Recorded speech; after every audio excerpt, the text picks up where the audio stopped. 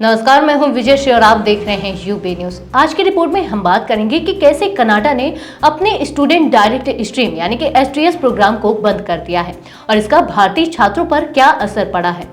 Canada ने विदेशी छात्रों को बड़ा झटका देते हुए अपने लोकप्रिय स्टूडेंट डायरेक्ट स्ट्रीम यानी कि एसटीएस प्रोग्राम को फौरन बंद करने का फैसला लिया था। इमिग्रेशन, रिफ्यूजीज और सिटीजनशिप कनाडा यानी कि IRCC ने इस बारे में एक नोटिफिकेशन जारी किया था, जिसमें कहा गया था कि इसका उद्देश्य सभी छात्रों को आवेदन प्रक्रिया में समान और निष्पक्ष अवसर देना और एक सकारात्मक शैक्षणिक वातावरण तैयार करना है। इसके बाद अब सभी स्टडी परमिट आवेदन सामान्य प्रक्रिया के तहत ही जमा किए जा रहे हैं। अब आपको बताते हैं कि क्या था यह प्रोग्राम। एसटीएस प्रोग्राम को साल 2018 में IRCC द्वारा शुरू किया गया था। इसका मकसद उन छात्रों के लिए वीजा आवेदन प्रक्रिया को सरल बनाना था जो कुछ विशेष देशों से कनाडा पढ़ने के लिए आना चाहते थे। इस प्रोग्राम में भारत, चीन, पाकिस्तान, ब्राजील, कोलंबिया, वियतनाम जैसे 14 देशों के छात्र शामिल थे। अगर छात्र भाषा की आवश्यकताओं और वित्तीय मानदंडों को पूरा करते थे और उनके पास किसी कनाडाई कॉलेज या विश्वविद्यालय से स्वीकृति पत्र था, तो उनका वीजा आवेदन जल्द ही और सरल तरीके से मंजूर हो जाता था। आगे जानेंगे कि क्यों यह निर्णय विदेशी छात्रों के लिए झटका है।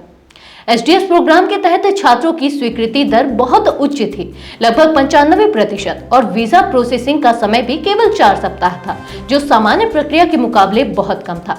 2023 में भारतीय छात्रों ने एसटीएस प्रोग्राम का भरपूर लाभ उठाया था।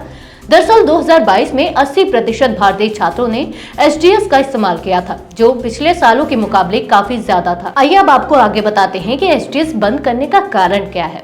कनाडा सरकार का कहना है कि विदेशी छात्रों की संख्या पर नियंत्रण लगाने के लिए इस कदम को उठाया गया है।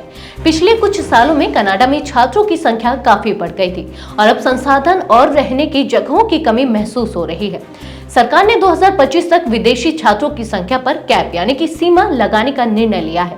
इस साल कनाडा ने 4,37,000 स्टडी परमिट देने का लक्ष्य तय किया है, जिसमें सभी प्रकार के पाठ्यक्रम और डिग्रियां शामिल हैं, जैसे पोस्ट ग्रेजुएशन वर्क परमिट यानी कि PGWP के लिए सख्त शैक्षणिक और भाषा मानदंड। आगे जानते हैं कि भारतीय छात्रों पर इसका क्या असर पड़ेगा। एसटीएस स्कीम बंद होने के बाद भारतीय छात्रों के लिए कनाडा में पढ़ाई का सपना कठिन हो रहा है। अब छात्रों को वीजा के लिए सामान्य प्रक्रिया से गुजरना पड़ेगा, जो लंबी और जटिल हो सकती है। इसके अलावा अब कनाडा सरकार ने कुछ नए नियम लागू किए हैं, जिनमें वीजा की अवधि और प्रकार पर अधिक कड़ी नजर रखी जाएगी। पहले मल्टीपल एंट्री वीजा के जरिए छात्रों को कई बार कनाडा आने की अनुमति मिलती थी, लेकिन अब इसे सीमित कर दिया गया है। अब आगे जानते हैं कि एसटीएस के आंकड़े क्या है। पिछले कुछ सालों में एसटीएस आवेदकों की स्वीकृति दर बहुत बेहतर रही है। 2023 में एसटीएस आवेदकों की स्वीकृति दर 73% तक पहुंच गई थी, जबकि सामान्य चैनल के माध्यम से आवेदन करने वाले छात्रों की स्वीकृति दर महज 10% थी। इस अंतर को देखते हुए एसटीएस प्रोग्राम भारतीय छात्रों के लिए एक महत्वपूर्ण रास्ता था। आगे जानेंगे नए नियमों का असर क्या है। नए नियमों के अनुसार इमिग्रेशन अधिकारी यह तय करेंगे कि वीजा सिंगल एंट्री के लिए दिया जाए या मल्टीपल एंट्री के लिए, और उसकी वैधता कितनी होगी। इसके अलावा अब यह भी देखा जाएगा कि आवेदनकर्ता किस देश का नागरिक है और उनकी यात्रा का उद्देश्य क्या है। कुल मिलाकर एसटीएस प्रोग्राम का बंद होना भारतीय छात्रों के लिए एक बड़ी परेशानी का कारण बन रहा है। वीजा प्रक्रिया जटिल होने के साथ साथ छात्रों के लिए कनाडा में पढ़ाई का सपना पूरा करना और भी मुश्किल हो सकता है। तो यह थी हमारी आज की खास रिपोर्ट। आपको ये कैसे लगे, अपने विचार हमसे साझा करें।